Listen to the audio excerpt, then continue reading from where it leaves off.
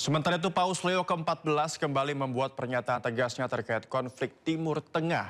Ia kembali mengutuk sejumlah pihak yang menyebabkan perang dan kehancuran.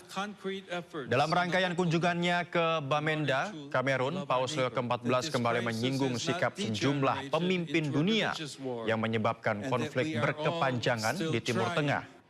Dengan tegas, Paus Leo menyebut mereka sebagai para ahli perang dan penjahat global. Sikap pemimpin tertinggi umat Katolik ini seolah kembali menegaskan bahwa ia tak gentar dengan tindakan Presiden Trump yang menyebutnya lemah dan tak berpihak pada Amerika. Hubungan Paus Leo dan Presiden Donald Trump sempat memanas beberapa pekan lalu saat Trump menyinggung Paus Leo ke-14 serta membuat meme yang memparodikan Yesus. Sejumlah pemimpin dunia bahkan sekutu Amerika Serikat sendiri mengkritik sikap Trump terhadap pemimpin tertinggi umat Katolik tersebut. Jesus told us, "Blessed are the peacemakers, but woe to those who manipulate religion in the very name of God for their own military, economic, or political gain, dragging that which is sacred into darkness and filth." Yes, my dear sisters and brothers, you who hunger and thirst for justice, who are poor, merciful, meek, and pure of heart, you who have wept, you.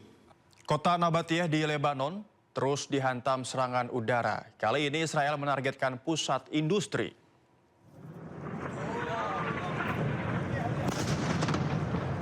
Inilah pemirsa rekaman video yang merekam detik-detik saat Israel menyerang kota Nabatiyeh di Lebanon.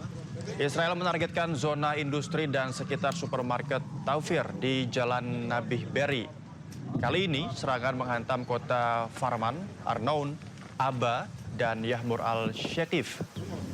Serangan ini terjadi sebelum Israel dan Lebanon sepakat untuk melakukan gencatan senjata.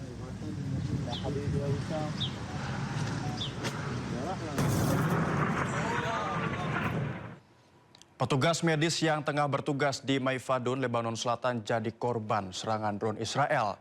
Video yang menunjukkan detik-detik tim medis yang tengah mengevakuasi diserang terekam oleh kamera.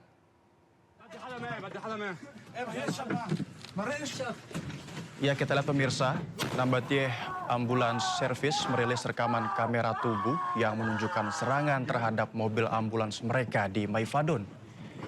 Rekaman video menunjukkan para medis yang tengah membantu rekan-rekan mereka yang terluka mendapat serangan ledakan, menghancurkan pintu kendaraan dan membuat salah satu dari mereka berteriak ketakutan.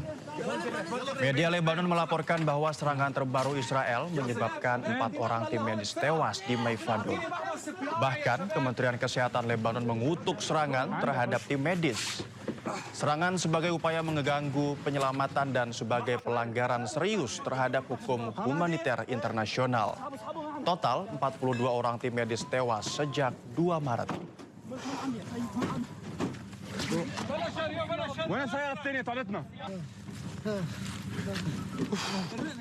Tiga petugas medis Lebanon tewas setelah diserang oleh Israel. Lebanon pun mengutuk serangan tersebut karena melanggar hukum internasional.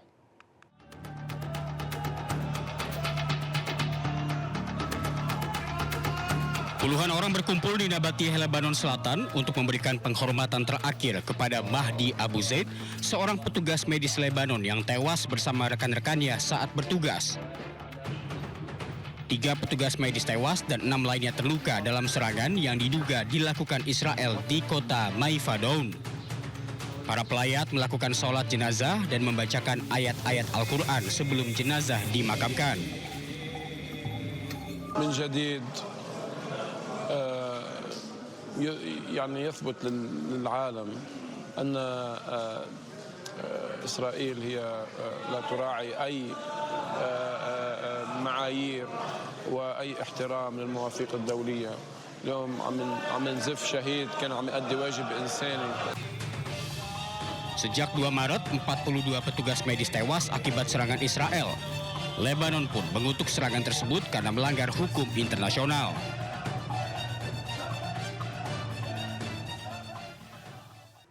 Untuk mengenang pelajar yang menjadi korban serangan brutal Zionis di Minab, Iran, ratusan aktivis menggelar pawai di pusat kota Den Haag, Belanda. Para aktivis yang tergabung dalam aksi tersebut juga mengutuk serangan.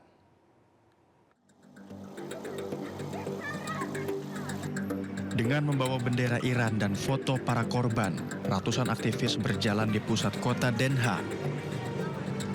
Tidak hanya itu, mereka turut membawa atribut sekolah seperti tas kecil sebagai pesan bahwa serangan tersebut menewaskan anak sekolah yang tidak bersalah. Para aktivis yang tergabung dalam aksi tersebut juga mengutuk serangan yang menewaskan 175 warga sipil yang diantaranya adalah anak-anak. We are here in The Hague for the commemoration and the remembrance of the small children killed by an American Tomahawk at the first day of the aggressive war, illegal war of Trump and the Epstein class on Iran. Aksi tersebut disambut oleh massa yang pro-Amerika Serikat dan Israel. Mereka mencoba memblokir sambil mengibarkan bendera Israel. Meski sempat tegang, aksi tersebut tetap berjalan tertib dan tidak menimbulkan kericuhan. Amerika Serikat melancarkan operasi terbaru guna menghukum Iran, yakni Operation Economic Fury. Operasi ini bertujuan untuk menjatuhkan sanksi ekonomi terhadap Iran. Operasi Economic Fury adalah inisiatif sanksi ekonomi Amerika Serikat untuk melumpuhkan ekonomi Iran, menyasar jaringan minyak dan membatasi pendapatan negara. Operasi ini berjalan beriringan dengan operasi militer Epic Fury dan di tengah penutupan Selat Hormuz oleh Amerika Serikat. Menteri Keuangan Amerika Serikat menyebut pihaknya juga akan membekukan dana pada rekening milik pimpinan Iran. Tak terbatas hanya Iran, Amerika Serikat juga akan menjatuhkan sanksi bagi siapapun, termasuk negara lain yang membeli minyak Iran atau menampung aliran dana dari Iran. Yesterday, we announced Operation Economic Fury, and for over a year, we have had maximum pressure on the Iranians, both on blocking payments into the Iranian state and going after the accounts of the IRGC. One of what may prove to be fatal mistakes that the Iranians made was bombing their GCC neighbors, and who are now willing to be much more transparent in terms of the funds or do a deeper dive in investigating the funds that are held within their banking systems.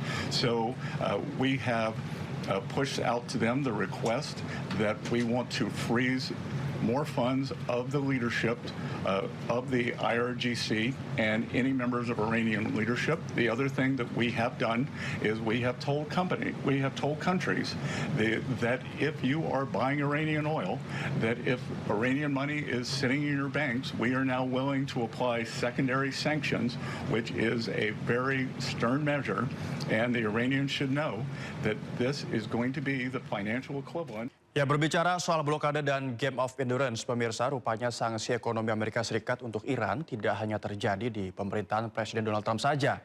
Sanksi terjadi dari era pemerintahan Presiden Jimmy Carter di tahun 1970-an.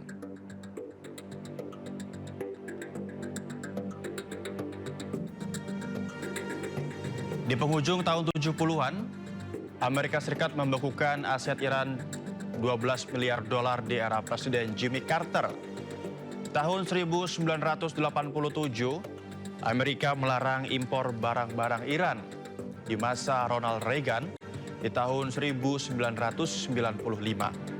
Amerika melarang perusahaan Amerika berinvestasi di perusahaan-perusahaan migas Iran oleh Presiden Bill Clinton. Di tahun 2002, Presiden George W. Bush memasukkan Iran dalam daftar label Axis of Evil karena dianggap mensponsori terorisme sehingga harus disanksi. Di masa pemerintahan Barack Obama, Amerika membekukan seluruh aset dan bank sentral Iran pada 2012.